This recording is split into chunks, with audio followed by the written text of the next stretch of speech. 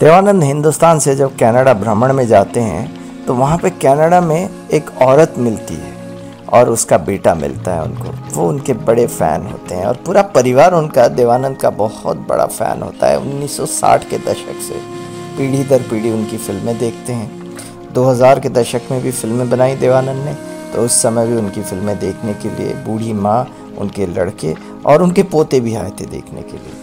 वैसे देवानंद अपनी फ़िल्म के प्रमोशंस के लिए लंदन, अमेरिका, कनाडा तो जाते ही रहते हैं। तो पहले वो फ़ैन जो है दिल्ली में रहता था और उसकी माँ समेत वो दिल्ली से शिफ्ट होकर टोरंटो में बस गया था।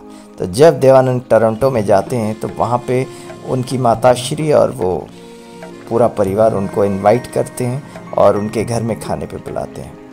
तो पहले चाय सर्व की जाती है और देवानंद साहब गर्म जोशी के साथ बैठ के चाय पीते हैं, बात करते हैं। तो अचानक उनकी माताश्री आती हैं और पाँव पड़ जाती हैं, कहती हैं कि आप मेरे भगवान हो। और उनका कई सारा फ़ैन मेल देवानंद साहब के पास दिल्ली में भी आया था, बम्बई में भी आया था। तो देव साहब ने कहा खैर कोई बात नहीं। उसके बाद चाय के बाद देवानंद निकल जाते हैं लेफ़्ट की तरफ ताकि वो अपने होटल में निकल जाएं।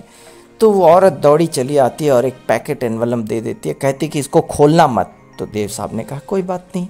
तो उसके बाद घर में जब जाके होटल में वो खोलते हैं दरअसल, तो उसमें एनवलप के अंदर 1000 कनाडियन डॉलर मिलता है उनको और साथ में $1000 के साथ में एक छोटी सी भगवान की मूर्ति और एक लिखी हुई चीज़ कि उसमें लिखा है, उस औरत ने लिखा है कि मेरे ईश्वर देवानंद की रक्षा ईश्वर करें।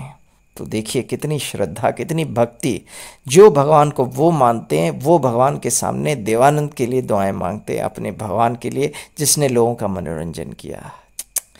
कितनी श्रद्धा। देवानंद साहब ने कहा कि एक मिडिल क्लास फैमिली का आदमी इतना पैसा $1000 बहुत बड़ा होता है पूरे परिवार के लिए कनाडा में, तो ये कैसे हो सकता है कि $1000 मुझे दे दें। तो उन्होंने उनको बाकायदा फ़ोन किया और कहा कि देखिए आप पैसे रख लीजिए, मैं ये पैसा चाहता हूँ कि किसी चैरिटी में या धार्मिक कार्य में या किसी टेम्पल में लगा दीजिए। लेकिन आखिर में औरत मानती नहीं है।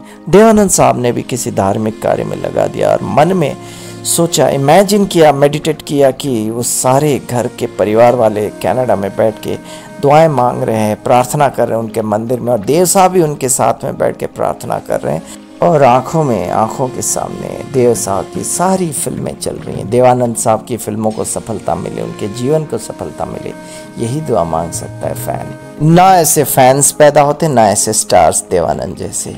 देवानंद की आत्मा परमात्मा के साथ मिल चुकी एक पवित्र आत्मा है और देवानंद साहब सदा अपने फैंस के ऊपर आशीर्वाद बरसा रहे हैं और उनके दिलों में राज कर रहे हैं। आप हमारे चैनल के साथ जुड़े रहिए। देखिए कितनी श्रद्धा ये गरीब मिडिल क्लास आदमी $1000 अपने भगवान तुल्य स्टार के लिए निकालता है। ओम साई राम, जय साईनाथ।